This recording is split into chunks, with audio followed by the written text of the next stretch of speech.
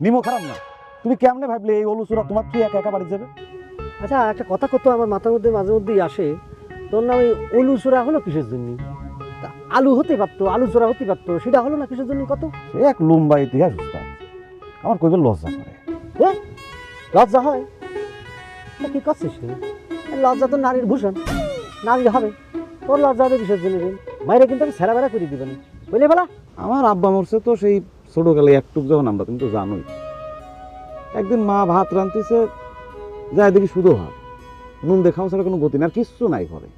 এর রাগবাগ করে ভাত থেকে উঠে চলে আসছি, খাবো না, না খেয়েও তো থাকা যায় না। পরে ওই যে আমাদের উত্তরপাড়ার বাবু কাকা আছে, বাবু কাকার পালানে যায়, দেখলাম ওল আর ওল, চিন্তা করলাম একটা ওলই উঠে নিয়ে যায়, ওটাই দিব না, মারে রাইনতে দিবে না, খাবো না।